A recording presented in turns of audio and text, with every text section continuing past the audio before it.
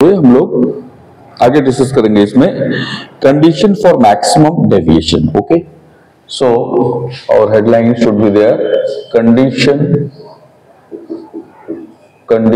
For maximum deviation. ठीक है,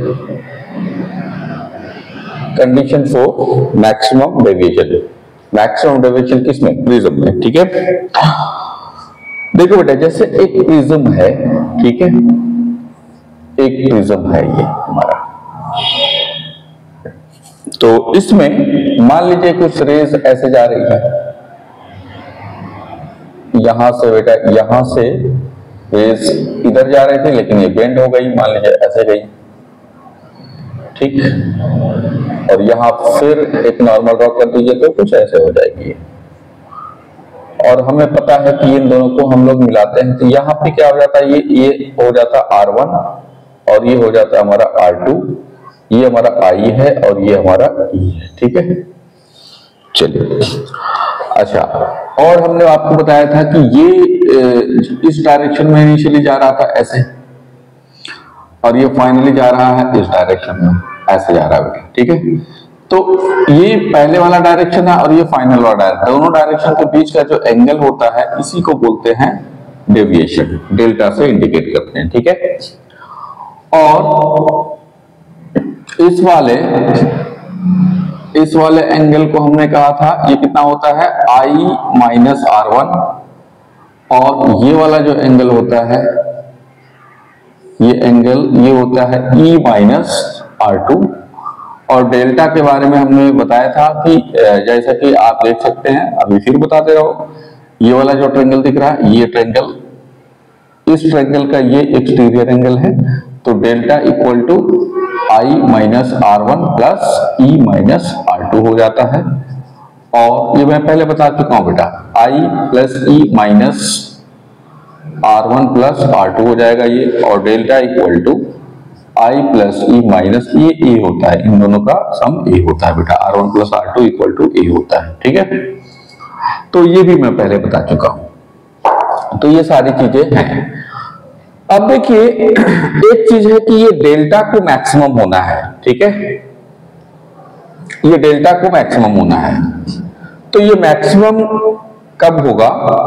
ठीक है, इसके लिए कंडीशन होती है कि कोई सा भी, जैसे चाहे E हो, चाहे E हो, चाहे I हो, ये E क्या है? एंगल ऑफ इमर्जेंस, I क्या है? Angle of incidence. ठीक है, इन दोनों में से किसी एक को मैक्सिमम होना पड़ेगा, और यहाँ एंगल के टर्म में मैक्सिमम एंगल क्या हो सकता है?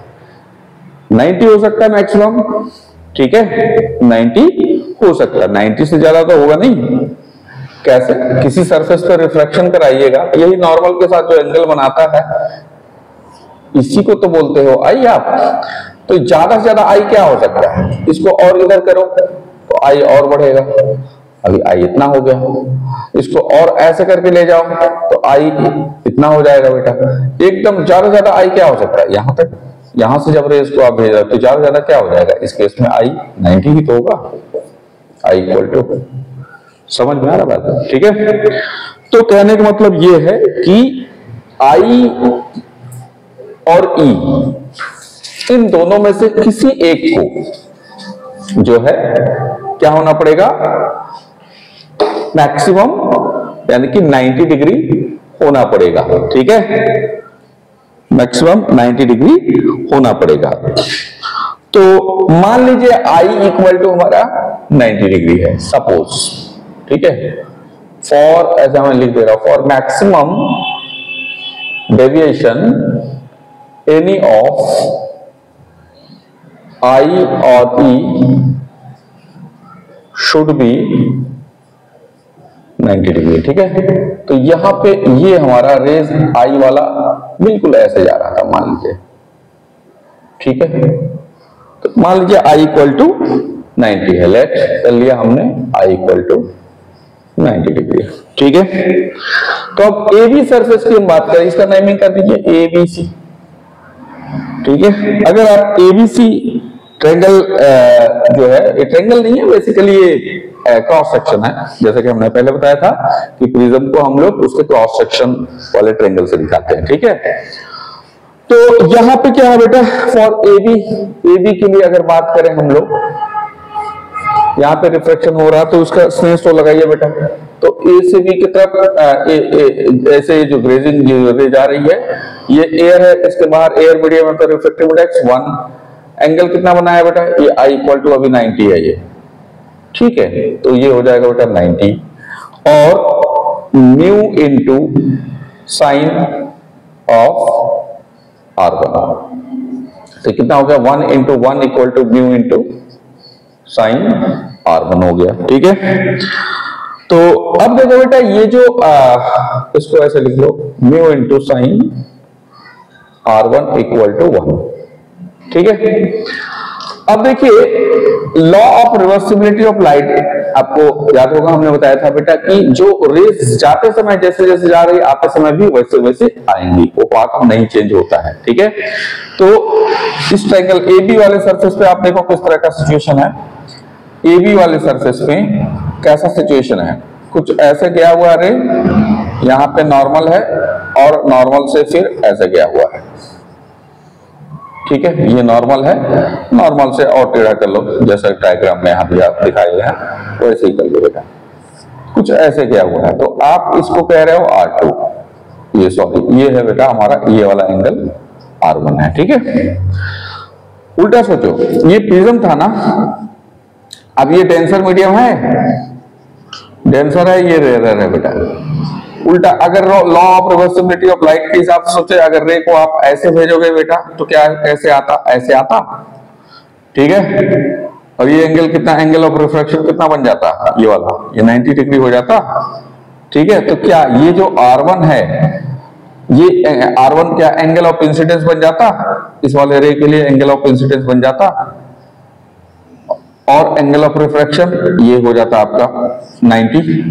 तो याद करो, डेंसर मीडियम, ये डेंसर मीडियम है, ये रेयर मीडियम है, डेंसर से रेयर में जा रही है रेस, और डेंसर मीडियम में जो एंगल की वजह से रेयर मीडियम का एंगल ऑफ रिफ्रैक्शन 90 होता है, उसी एंगल को क्या आप थीटा सी बोलते हो, क्या उसी को क्रिटिकल एंगल बोलते हो, जो कि टोटल इंटरनल रिफ्लेक्शन। अगर इससे ज्यादा थीटा सी से ज्यादा एंगल हो जाएगा डेंसर में, तो ये फिर ऐसे नहीं जाकर के ऐसे हो जाएगा, यानी कि टोटल इंटरनल रिफ्लेक्शन हो जाएगा।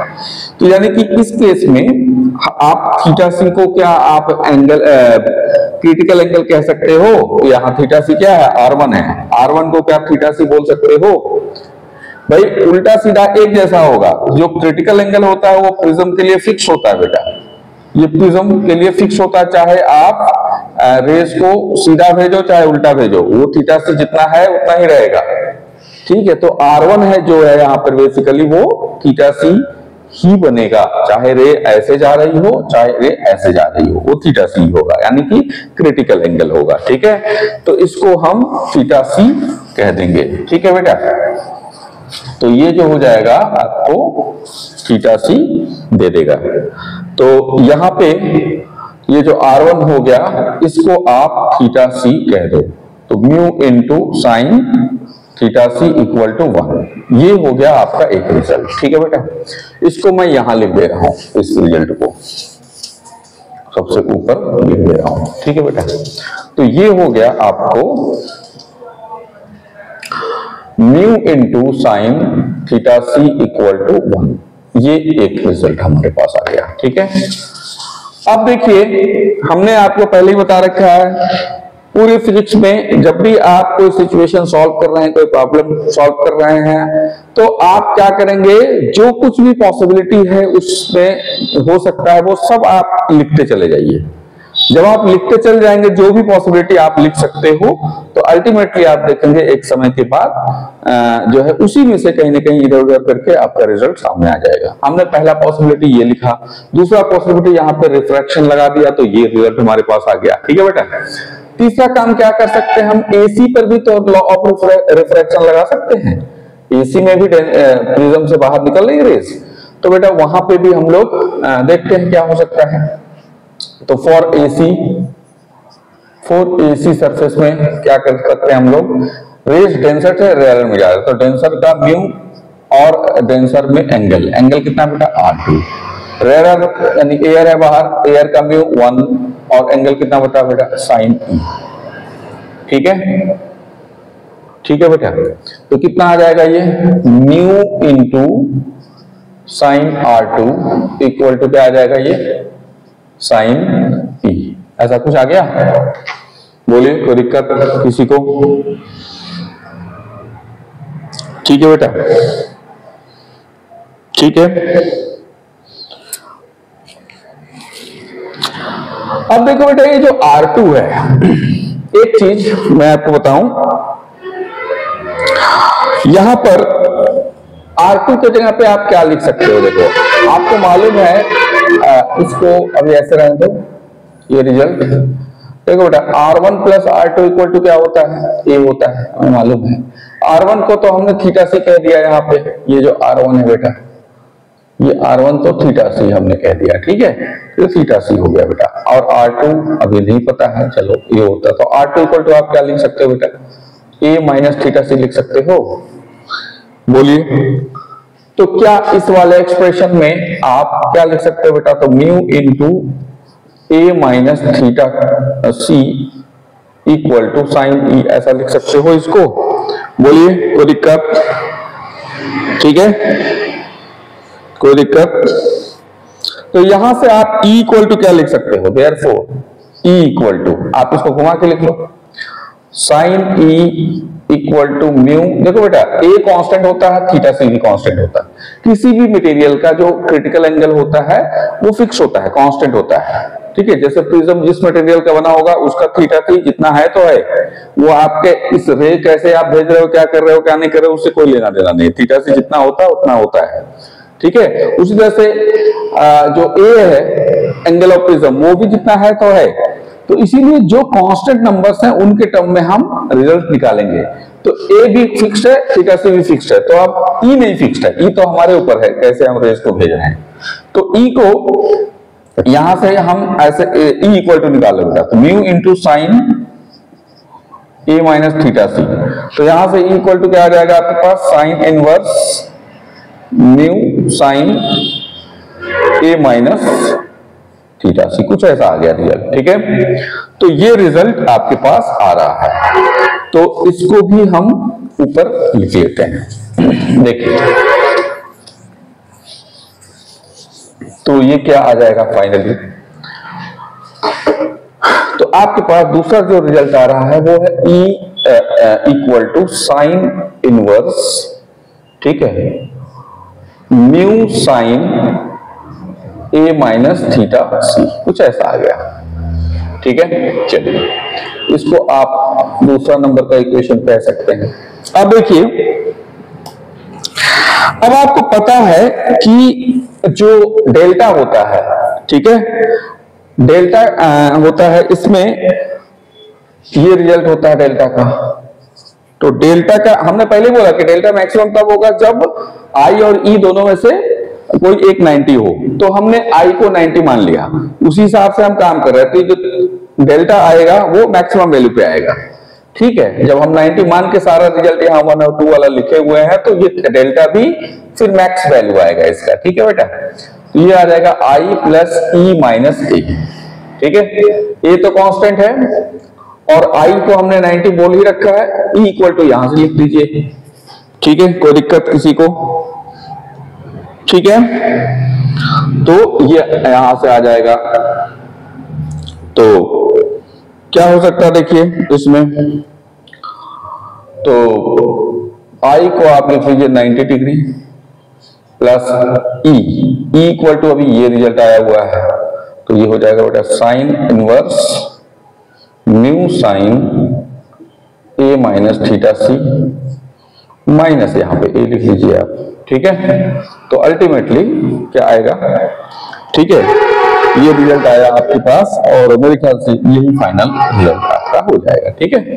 तो ये delta M equal to means x, delta MX equal to 90 plus sine inverse mu sine a minus theta C minus A, ये आपका बेटा final maximum value of delta M हो जाएगा। ठीक है, इसमें देखिए सब चीजें फिक्स्ड है।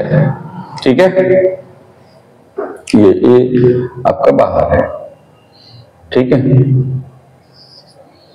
तो कुछ ऐसा ए आपका कांस्टेंट होता, थीटा सी कांस्टेंट है, 90 डिग्री भी कांस्टेंट ही है। ठीक है, तो मैक्सिमम वैल्यू इतना निकल कर आएगा। आपको इससे क्या होगा, किसी प्रिज्म का एंगल ऑफ प्रिज्म पता हो, क्रिटिकल एंगल पता हो और रिफ्रैक्टिव इंडेक्स पता हो, तो आप मैक्सिमम डेविएशन कितना होता है इस फॉर्मूले से आप फाइंड कर सकते हैं। ठीक है बेटा, नोट करिए।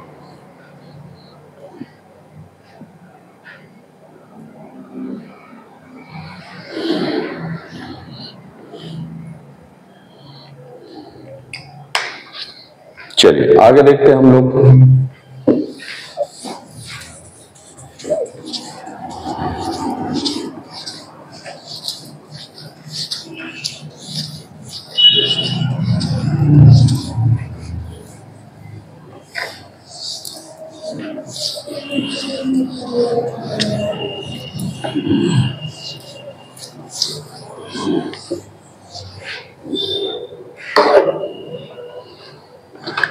उसके बाद देखिए बेटा,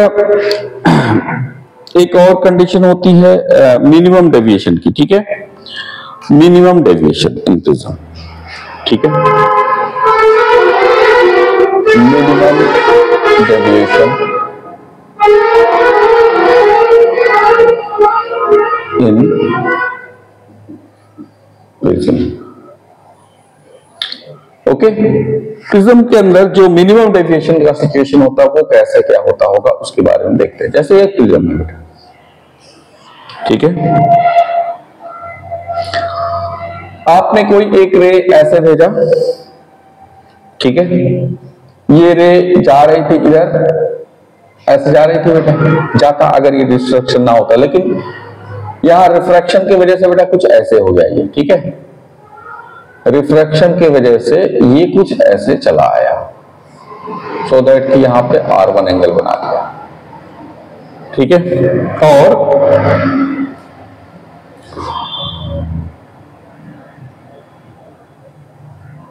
ये फिर यहां पे R2 है और उसके बाद कुछ ऐसे आ गया बेटा, और पिछला वाला डायग्राम है जस्ट।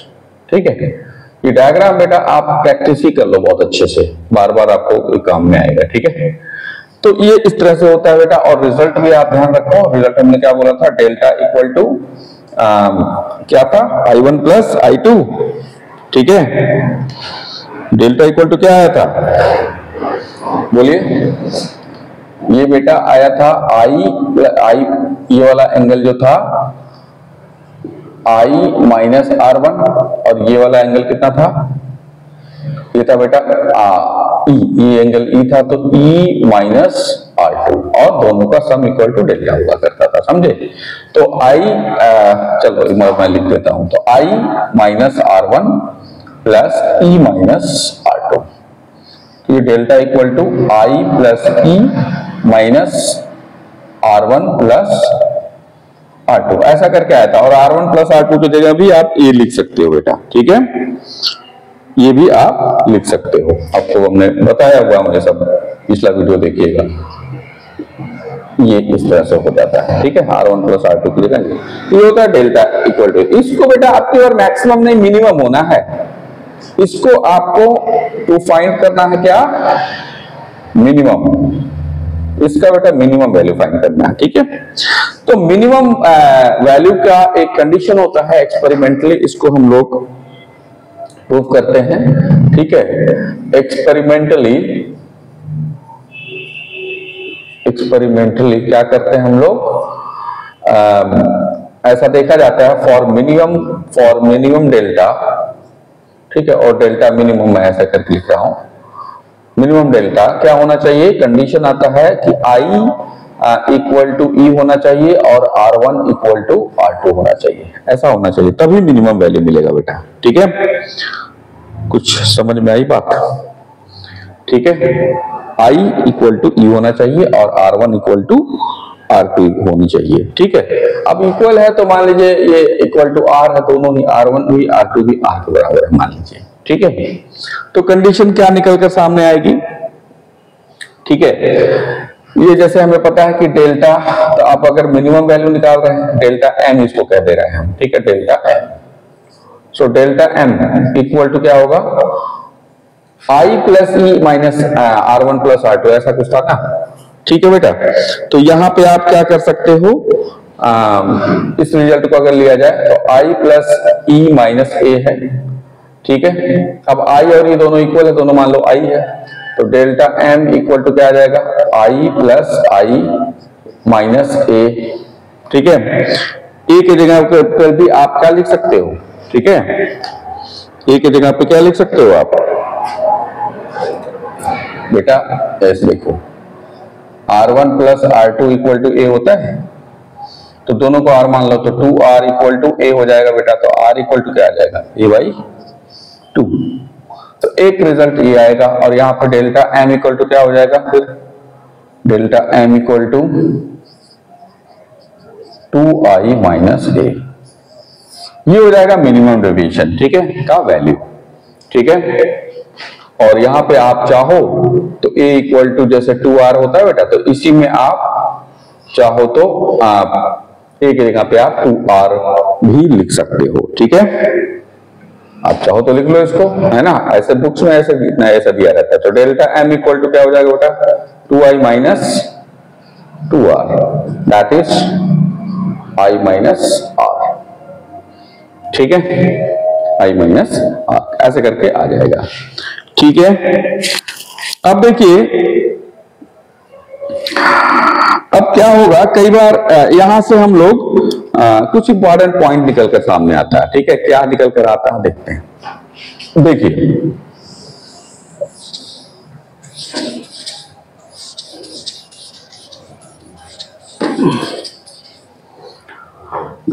देखो बेटा, जैसे इंपॉर्टेंट पॉइंट्स करके लिखिएगा, ठीक है। नंबर पर सबसे पहला पॉइंट ये है कि जो डेल्टा एम है वो बेटा कितना आया था, 2i माइनस ए, आई प्लस आई 2i माइनस ए, ठीक है, 2i माइनस ए, आई और ई इक्वल है। तो यहां से आप आई इक्वल टू निकालो, तो आई इक्वल टू क्या आ जाएगा बेटा, delta M plus A by 2 हो जाएगा, ठीक है। और क्या, R1 प्लस, ये एक रिजल्ट हो गया बेटा, R1 plus R2 equal to ए था, दोनों को आप R मान लो, R plus R equal to A, और 2R इक्वल टू क्या हो जाएगा बेटा, a बाई 2 हो जाएगा, R इक्वल टू कुछ ऐसा, बोलिए, ठीक है बेटा। अब आप एक ये जो ए बी सरफेस है, A B C, so A B वाला जो सरफेस है यहां पे आ जाओ, ठीक है। इस पे आप लॉ ऑफ रिफ्रैक्शन लगा दो, क्या होगा देखिए, क्या लिख सकते हो यहां, देखो बेटा, अप्लाई कर दो Snell's law, Snell's law at A B surface पे जो रिफ्रैक्शन हो रहा है। यहां देखो बेटा, ये आई है, ठीक है, तो क्या हो जाएगा, और ये R क्या हो चुका है, R1 का मतलब अब R बन चुका है, ये R1 और R2 दोनों ही R है, ये भी R है, ये भी R है बेटा, ठीक है। तो क्या हो जाएगा, यहां लगाओ उसने इसको, तो इसका रिफ्रैक्टिव इंडेक्स 1, और इसी मीडियम में एंगल क्या बना है, I साइन I, इस मीडियम का रिफ्रैक्टिव इंडेक्स क्या हो जाएगा, प्रिज्म का म्यू है बेटा, सो म्यू इंटू प्रिज्म के अंदर एंगल R बना है, साइन R, समझ में आ रहा बात। तो क्या हो जाएगा, साइन, और I का मतलब इतना लिख दो बेटा, delta m plus a by 2, यहां म्यू साइन R की जगह क्या लिख दोगे बेटा, a बाई 2 लिख दो, ठीक है। और यहां से फिर आप क्या लिख पाओगे, फिर यहां से म्यू इक्वल टू क्या आ जाएगा, देखो बेटा, mu equal to sine delta m plus a by 2 divided by sine a by 2, कुछ ऐसा आ गया रिजल्ट, बोलिए, ठीक है। तो ये रिजल्ट इंपॉर्टेंट है, ये इसको एज ए फॉर्मूला भी कई बार हम लोग यूज करते हैं, ठीक है, जब डेविएशन मिनिमम हो उस केस में बेटा यहाँ पे ये डेल्टा एम के टर्म में म्यू इक्वल टू ऐसा लिख सकते हैं हम लोग। ठीक है, चलिए ये था पॉइंट नंबर 1। अब देखिए पॉइंट नंबर 2। पॉइंट नंबर 2 में आता है, अगर बहुत थिन प्रिज्म हो, for very thin prism.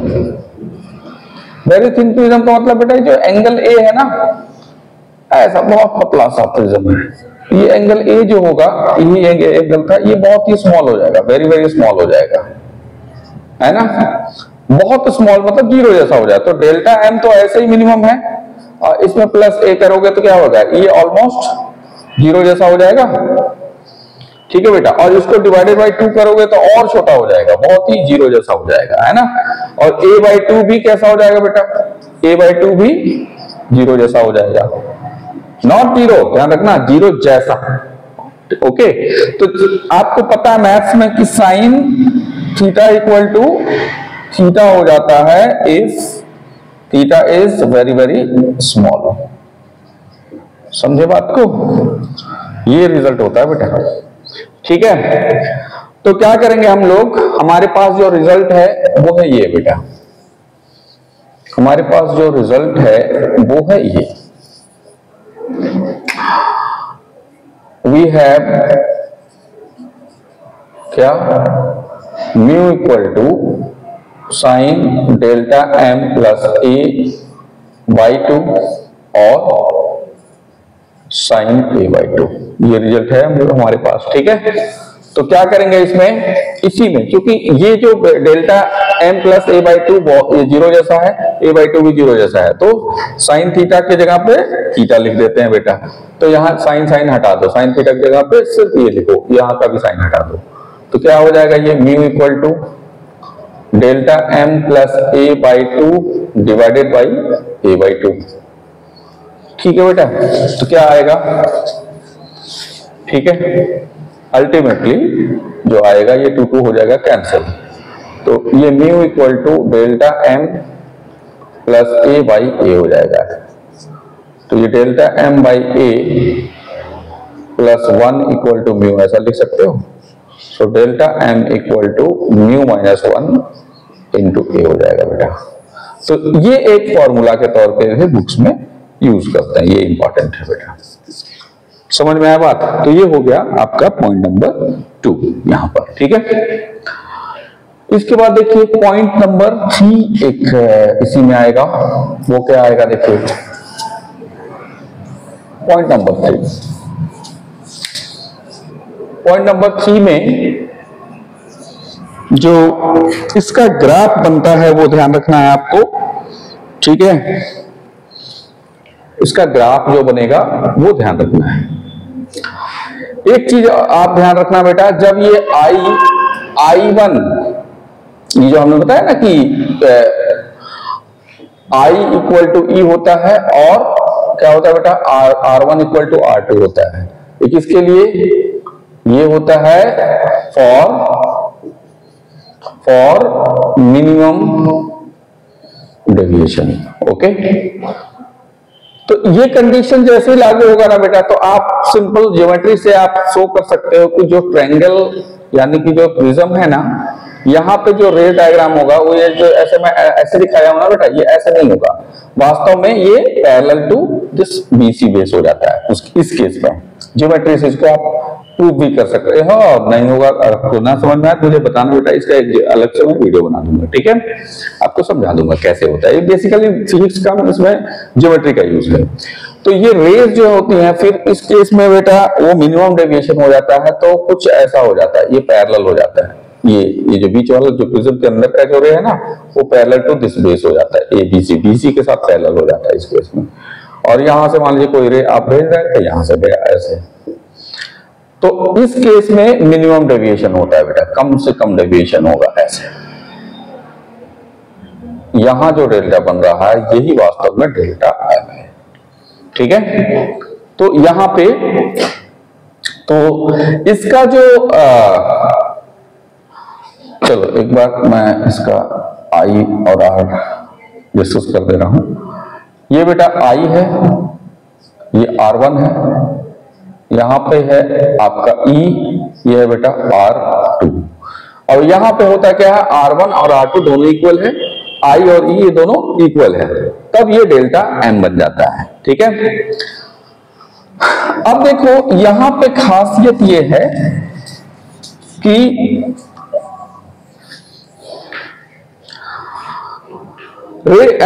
Law of reversibility of light के हिसाब से अगर देखा जाए बेटा, तो अगर सपोज हमने कहा था कि जैसे उल्टा सीधा जैसे भी भेजो, वो जो रेस जो होती हैं वो चेंज नहीं होती है, सिर्फ एरो हेड चेंज होता है। ठीक है, बाकी सब कुछ वैसा ही रहेगा। तो ये देखो बेटा, अगर सपोज किसी ने ऐसे भेजा है, देखो I इक्वल टू इतना वैल्यू है और यहाँ पे E इतना बनाया है, तो इस यहाँ पे डेल्टा इतना बना है। समझ में आया बात?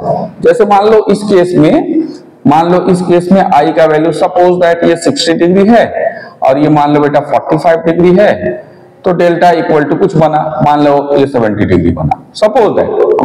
मैं नहीं कह रहा हूं ऐसा होगा, बट मान लो ऐसा है। ठीक है, तो सपोज आप दूसरी बार में रेस को उल्टा भेज रहे हो बेटा, उल्टा अगर भेजोगे तो ऐसे भेजोगे ना, ऐसे भेजोगे तो ये सिर्फ एरो चेंज हो जाएगा।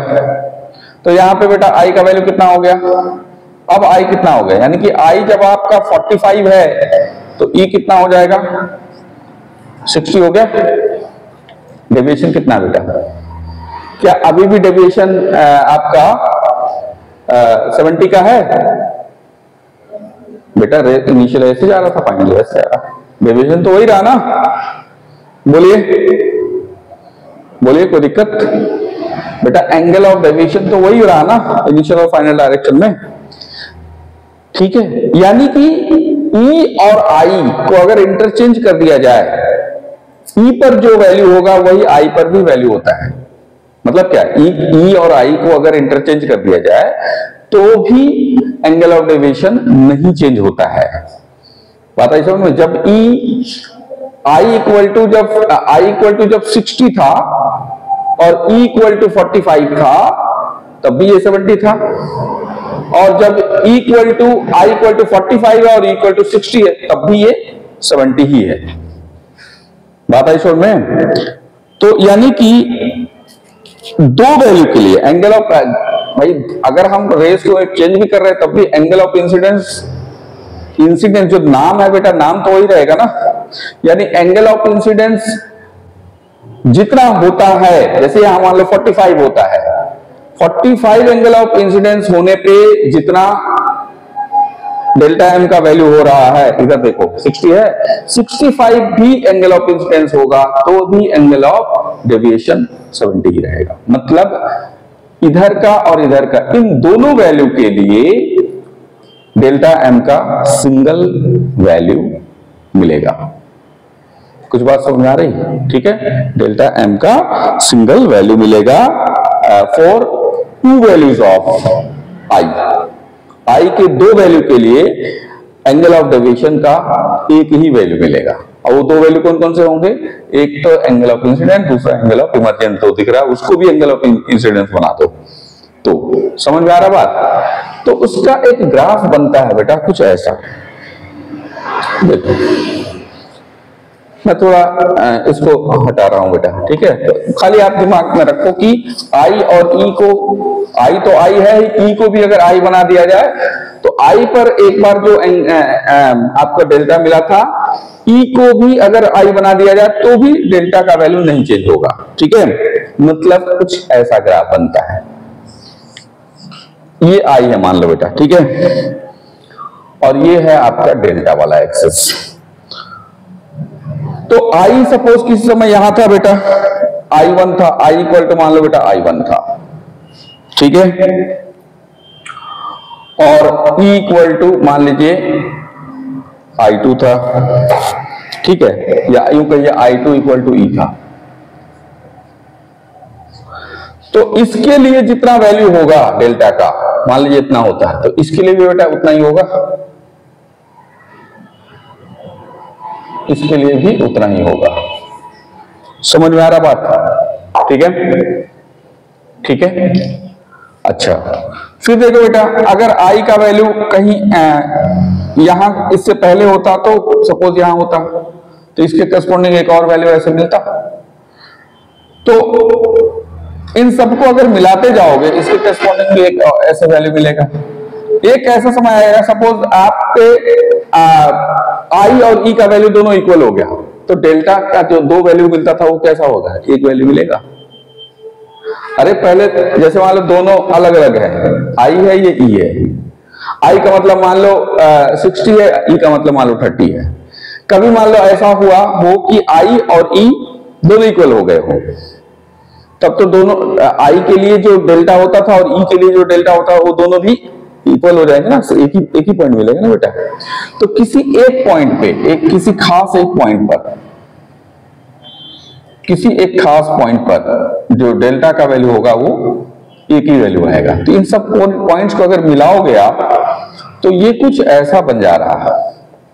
ठीक है बेटा, ये जो ग्राफ टाइप का बनेगा एक ऐसा, कैसा बेटा, ये पैराबोला टाइप का बन जाएगा। ये सारे पॉइंट्स को आप मिला रहे हो, तो कुछ ऐसा बन जाएगा। ये समझ में आ रहा बात? ठीक है, तो कुछ ऐसा बन जाएगा। और ये जो एक ही वैल्यू मिल रहा है, यही है बेटा जो है, ये है आपका डेल्टा एम। ये जो हाइट है, ये मिनिमम डेविएशन है। ठीक है, तो ये ग्राफ आप ध्यान रखना। तो ये भी एक पॉइंट है जो कि वेरी वेरी इंपॉर्टेंट है। ठीक है, चलिए इसको भी नोट कर लीजिए।